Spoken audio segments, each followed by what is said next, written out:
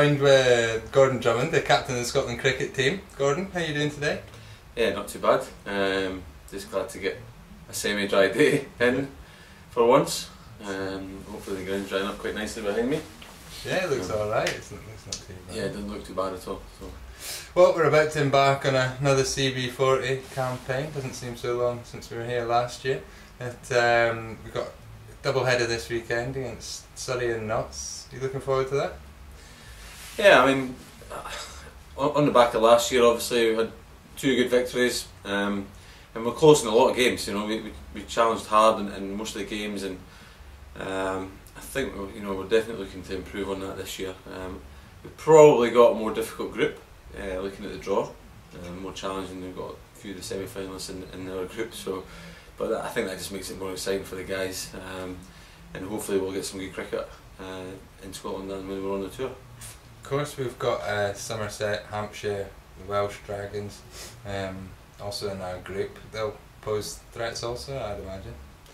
Yeah, they're all good teams. They're all good teams in this competition, and I think it's good for us. We haven't played Somerset, or this bunch of guys haven't played Somerset before, or played the Welsh Dragons, so a little bit of a Scotland v Wales fixture there. And I think that's really exciting. It's always good to play at different venues, you know. And the good thing, I guess, is played Notts, Durham, and these guys is you get to play at test venues, which makes it even more exciting and fantastic for the young guys in the team to get the opportunity. Great, and you of course returned from Sri Lanka not that long ago. How did that go for you?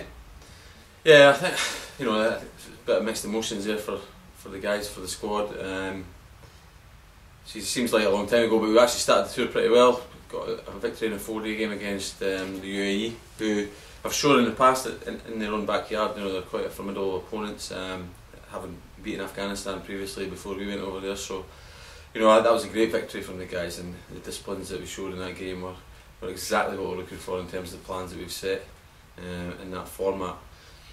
But moving on from there, the one-day games were pretty disappointing.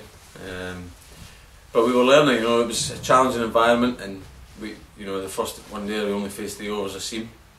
The rest were spin, so it's not very similar to what we're going to receive this weekend, and probably for most of the year in our own environment. So it's something we need to get used to and get more experience of. And I think it was a great experience in that sense, and we took a lot out of it.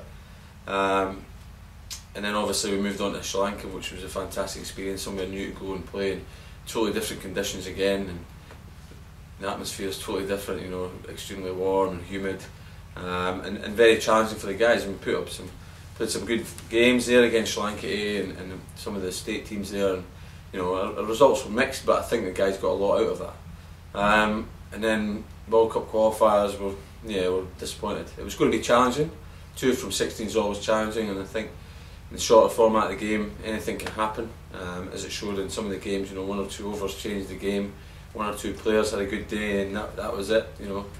But on a positive note, I think our batting during that championship was fantastic. Previously we were averaging around about 120, 130 in the innings for T20, and I think we were the highest run scorers in the tournament. So that says a lot about the positive nature and how our batters are developing.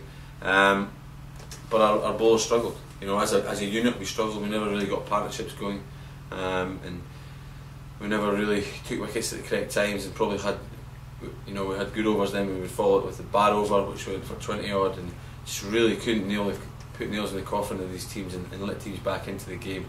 We had a few injuries, but that's always going to happen in such a busy schedule. It's hard for these guys to get back on the park, but we're never going to use that as an excuse, and we just didn't play to the best of our ability, which is disappointing. You mentioned a couple of injuries there, Sharif and Gordon Gowdy as well at the end. Are they in contention this weekend? How are they coming along? I think they're now back bowling, which is positive.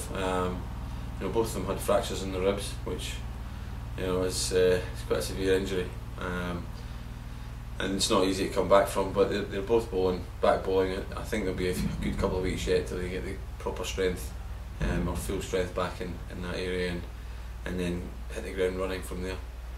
Great.